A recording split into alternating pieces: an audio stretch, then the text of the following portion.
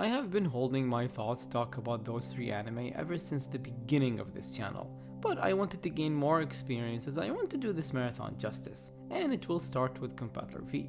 Like what I always do before talking about something important to me, I tend to mention it in previous videos. I did that with Eisenberg as I want the viewer to be familiar with my taste and background in anime, and Combattler V was mentioned a few times. If you grew up in a place where anime like Combattler V and Grendizer were one of the main shows in the 80s in your country, then I hope you will have fun watching me praise this anime by saying things you already heard before. On my Eisenberg and the Adventure of Dai video, people from different places and age groups were sharing their memories on why they love them so much, and some newcomers were excited to check them out, and I hope this video will do the same. This anime aired in my country in 1987, and to this day, it is still big that even 10-year-olds know about it. It is synonymous in our culture when it comes to anime hobbies, as the robot genre was and still is the most popular form of anime. It is my big brother's favorite anime of all time, and that's not odd where I live. A lot of people either love Combattler V or Grendizer as their favorite anime. My big sister did not see it for over 30 years and can still remember the anime vividly if I show her a second. I always have Combattler V at my party if he's in a Saburo Yatsude game. I mean, you have to, otherwise why play the game? The classic robot genre is my favorite form of anime. I'm lucky that I grew up in a place where this genre is celebrated, loved, and never forgotten. A place where people line up in video game stores because the new Saburo Yatsude game is released. It is a genre that is not regarded as weird or stupid because it's cliche and old. We love them because they are our childhood that gave us beautiful memories, and we pass that down to our children, and now they are buying the toys and loving the shows. People like Gonagai get full arena seats when they visit our country because we will never forget that they paved the way to make this genre what it is today. And this is how I see this genre and what it means to me. So let's get started with Combattler V. So Combattler V is a robot anime released in 1976, produced by Toei Animation, animated at Sunrise, and ran for 54 episodes. It is part of the Robot Romance Trilogy, a series that consisted of Combattler V, then Voltes 5, and ended with Daimos. A group created it under the name of Hattei Saburo. It is the pen name of the producers who were in charge of this trilogy. The idea of the Robot Romance series is to take the robot genre to the next level by introducing deep storytelling and compelling dramas. They got that concept from Raiden, one of the early Yoshiyuki Tomino anime that predates the Gundam series. Tadao Nagahama directed the second half of Raiden, who is also the director of the Robot Romance Trilogy. The thing is, people tend to say that Raiden and the Robot Romance helped evolve the genre, but Gonagai's Grendizer, the final part of the Messenger trilogy, came out during the same time frame as Raiden, and that had one of the best dramatic stories in 70s robot anime. So this trilogy did not technically flourish this idea and wasn't the first of its kind. It was a bunch of anime that came out in the mid-70s, including the Robot Romance. It did not do it on its own. The credit goes to many anime. Simply put, the genre naturally went into that direction. Now let's check out the Memorial Laserdisc box. It contains 14 volumes and 2 booklets. The first thing worth mentioning is the cover art. Watercolor beauty that signifies 1970s anime. However, the back cover easily wins with a gorgeous Garuda and Oriana art. This deserves to be a big poster hanging in every room in existence. Marvelous. The inside of the box you get the 2 booklets. The first one is liner notes, nothing special, and by the end you see commercials for the toys and other products. Perfect time capsule feeling. But the second booklet is where the fun begins. 22-page illustrations that are always my favorite part of any Laserdisc extra, and it's always a bonus when the art of the anime itself is mesmerizing. Finally, we have the 14 Laserdisc jackets. Each volume has the art of a character with scenes of the anime at the back. Again, those character arts are something special. They always remind me why this period will never be forgotten because of the one-of-a-kind designs. And this is the reason why Mr. Yasuhiko, the guy who did the character designs, is my favorite manga artist and my favorite character designer of all time. The story begins with showing how human history is packed with mystery, and that there are aliens studying humans and are on Earth. Now they decided to take over the planet as their new home by destroying nature and kill the human race. Those are the Campbell Empire, and one of their leaders, Oriana, was the one studying planet Earth. Her son Garuda is leading the army.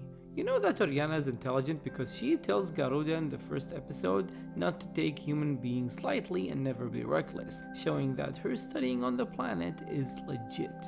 Then we shift to the main characters who are being summoned by Professor Nambara: Yoma, Chizuru, Daisaku, Juzu, and Kosuke.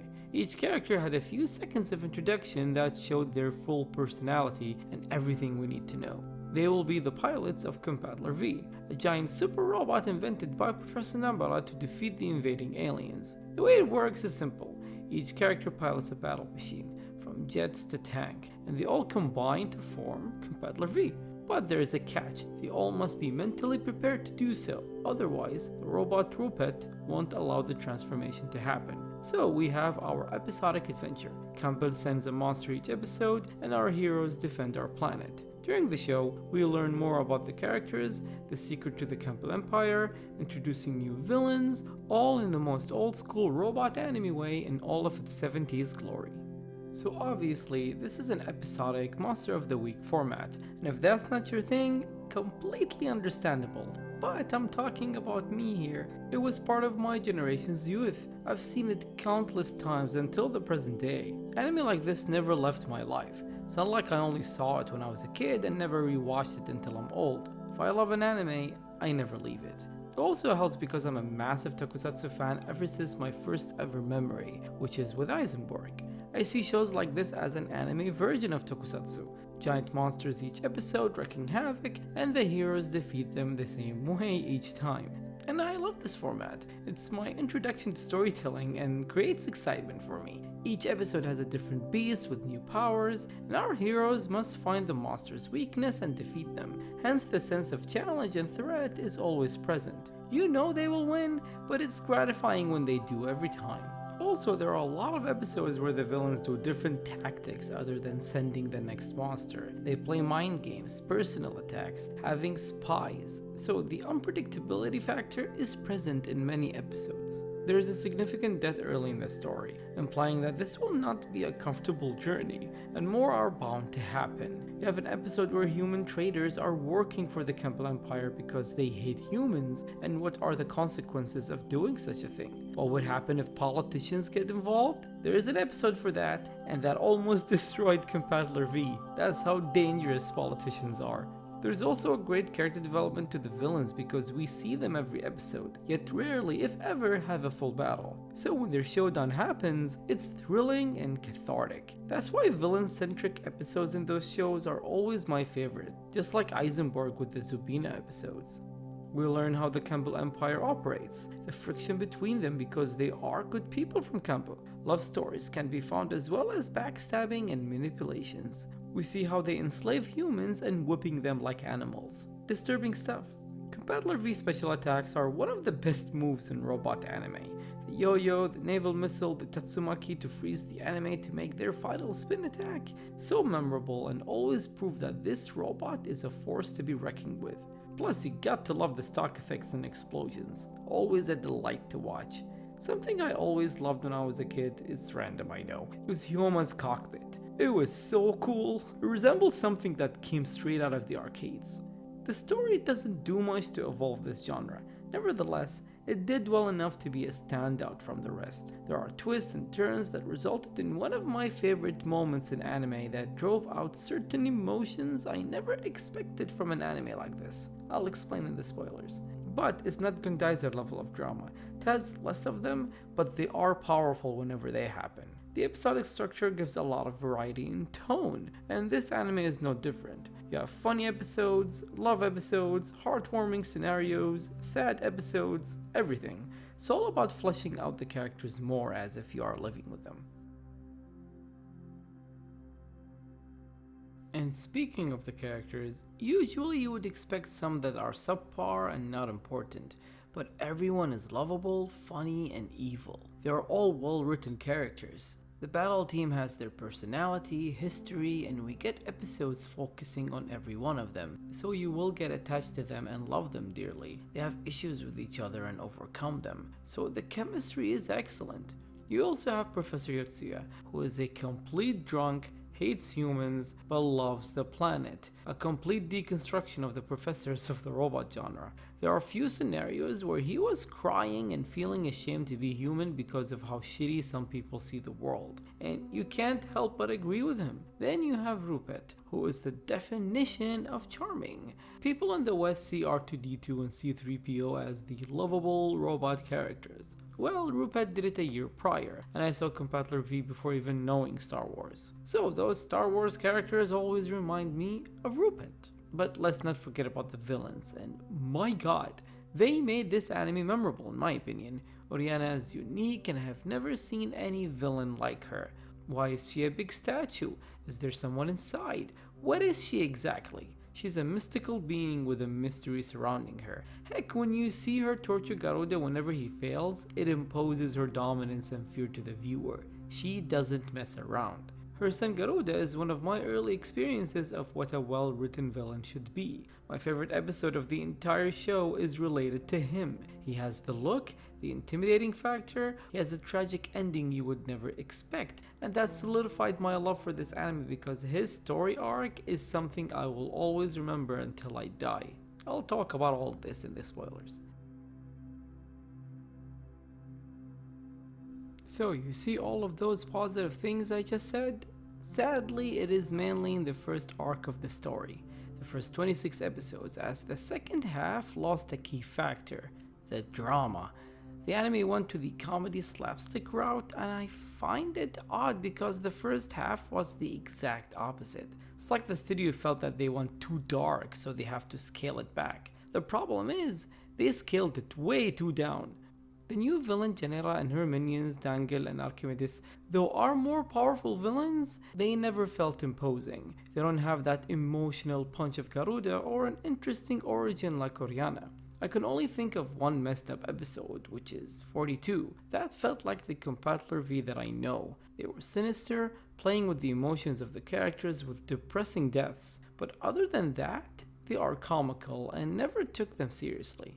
Plus, the introduction to the new kids did not work for me. If the anime started like this from the beginning, then I wouldn't have a problem honestly. But starting with impressive antagonists filled with mystery and ending on an emotional climax, then the follow-up is nothing like that? It's disappointing. And throughout the years, I tend to rewatch the first half more.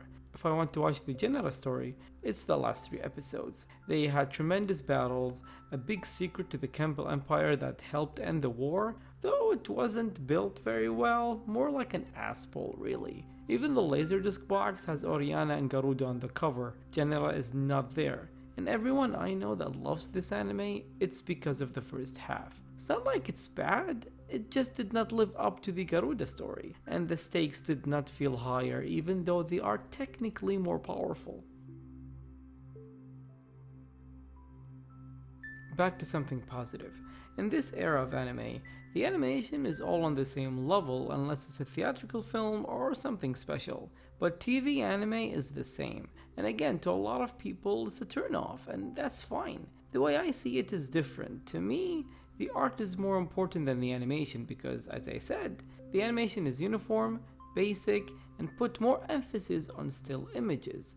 So I tend to focus on how the world looks, the character and robot designs, and Combattler V is one of the best at the time.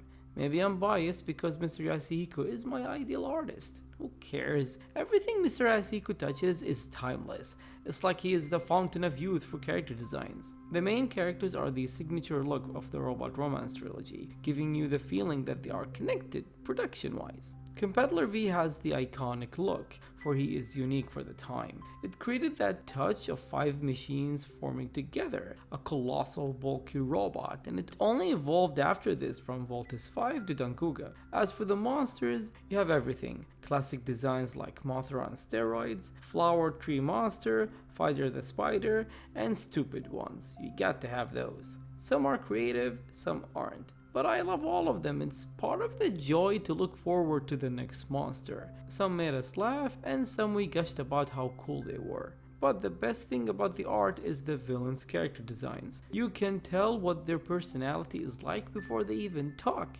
Oriana, though she is just an evil version of the Statue of Liberty, it was drawn in a way that made her feel alive. Seeing Garuda for the first time makes you love him instantly. From his clothes, his beautiful yet scary face, and his falcon form elevated him even more. I love it when characters have more than one look. What is my favorite design? Mia. Mia. From her eyes, her half body, the horns, her music box that sounds like a harp because she plays the harp. Everything about her is beautiful and easily the most different looking character in the entire anime. You can't talk about the soundtrack without mentioning the legendary opening, one of the many songs of my generation. Ichiro Mizuki plays it, my favorite Japanese singer and the voice of the robot genre, doing the opening songs for almost all of the 70s robot anime to the Super Robot Taisen games. You can't hate this guy if you love this genre. I never once skipped the opening. Mentally, it's impossible. Once I hear it, I need to listen to it fully. The soundtrack is on the same level. The composer crafted music that will never be replicated and will only work with this anime. And he was successful at it with Voltes 5 as well. Do you want a full optimistic happy track? You got it. But if you're going to be depressed for days, he has the music for you.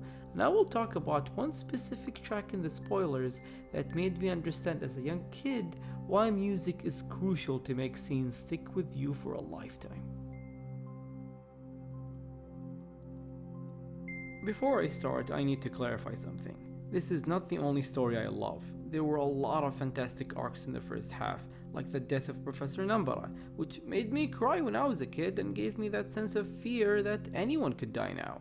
The story arc when Hyoma lost his arms, again a reminder that the characters are in danger. Also the story of Airas in episode 22, a warrior enslaved to be a monster by Campbell after they destroyed his planet, and it ends with him breaking free and sacrifices his life to save Hyoma. Easily one of the better episodes. What I'm trying to say is that I can't list everything I like, otherwise this video will never end. So I will go in detail with my favorite story in Combattler V, the destiny of Garuda. To fully grasp the story, we need to be familiar with his relationship with Mia, a robot created by Oriana to serve Campbell. She is the personal assistant to Garuda. He shares with her the struggles of winning over his mother. She always listens to him as he doesn't have a real talk with anybody. She is first introduced in episode 4, and from her first scene, you can tell she's in love with him. But her character is explored more in episode 12, which revolves around the duel of Garuda and Hyoma. You see, Garuda wants to have a traditional Campbell duel with Hyoma, by being chained together so no one can escape. I love that they were showing the culture of Campbell. So during the duel, which was intense and ended with a draw, both stabbing their own shoulders, she orders the monster Daiva to attack. I love how it looks, by the way. Hyoma calls Garuda a coward because that is not the honorable duel he promised. Garuda is pissed at Mia and started to whip her, establishing their relationship that she doesn't know her place. She is just a robot created to serve Campbell, and nothing should be personal.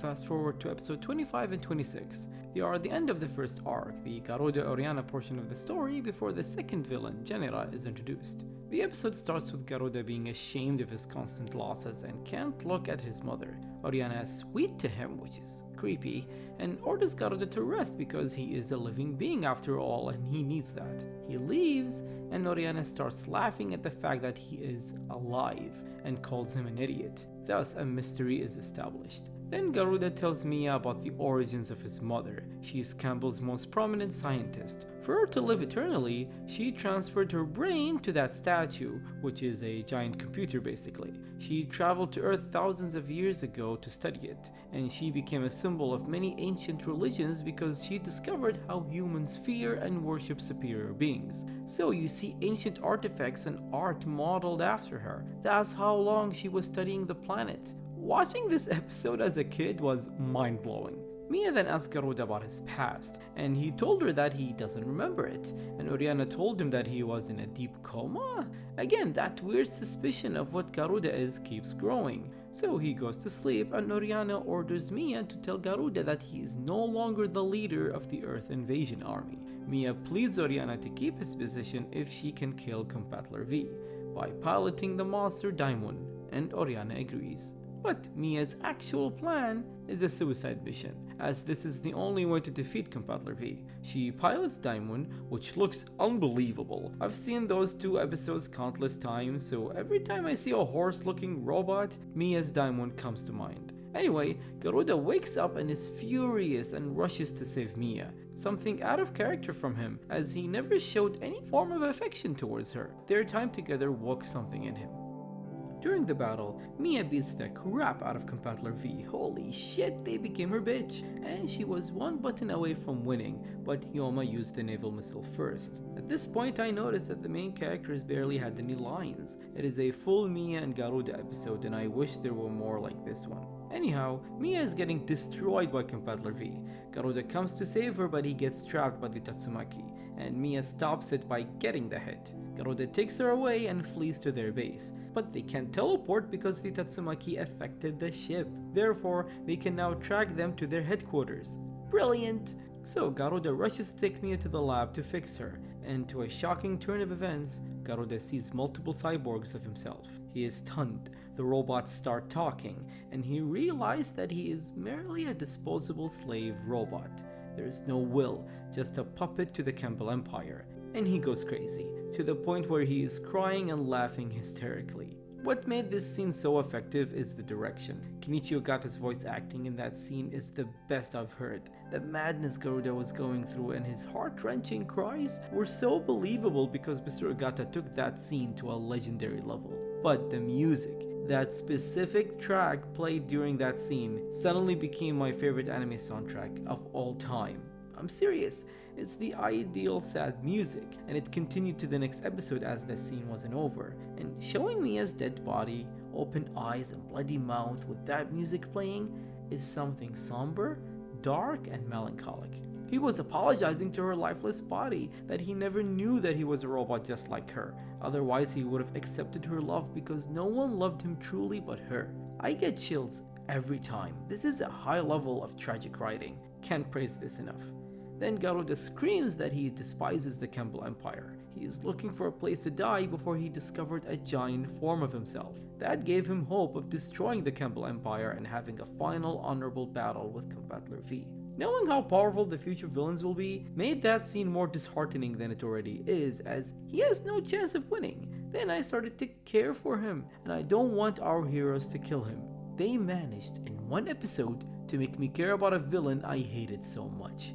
Then he kills Oriana and has the final battle with Combattler V. To be honest, I wish it were longer because Mia gave them more trouble than Garuda. Still, it was enjoyable. Nonetheless, our heroes destroy Garuda. In his final moments, he is relieved by saying he will soon be rejoining with Mia, and has no regrets with his final battle. He went out honorably, not like his first duel with Hyoma. After that, I started to feel sad because the main characters never knew his suffering and his tragic fate. Garuda was alone when he discovered his secret and was alone carrying that anger and misery and died alone. The writing cannot be more perfect. This anime gave me the idea of caring for a tragic antagonist and was executed in the best way possible. But there is no time to rest, as the end of the episode, they hint that the next villains are coming and it will not be pretty. They injected fear with that ominous looking Genera base. Sadly, that wasn't the case, but if you only judge it by this episode alone, it added to an already perfect 2 episodes, and I can rewatch them for the rest of my life. Been doing that for 30 years and I can do it for another 30. Combattler V is a classic robot anime. It took a small step in the right direction to evolve the genre, and it will only get better with Voltes 5 and Daimos. This anime always takes me back when I was 5 years old. The Robot Romance Trilogy started with a good note. Memorable story, lore, characters, give me one of my favorite villains, and my favorite anime soundtrack of all time. The first plot keeps things fresh by going to different directions with interconnected stories. Sadly, the second half did not impress me. I wish the story is tweaked a little bit to end it with Garuda, Havariana to be the leader of the Campbell Empire, and that's it. If it ends that way, it would have been in my Mount Rushmore of classic robot anime. To me, it is almost there because I tend to focus on the first half and rarely think of the other. Every time Combattler V is formed, every time they make their special moves, I never got sick of them. They are fresh and new every time they happen. They are anything but boring. When an anime gives me so many favorites at an early age, and you can still remember them whenever an anime does something similar 30 years later, it is a testament of why good writing is the essence of everything. It is beyond art, animation, music, and budget. It beats everything when achieved with care, and the first 26 episodes delivered in that regard. But most importantly, Combattler V is one of the many classics that gave my generation an awesome childhood.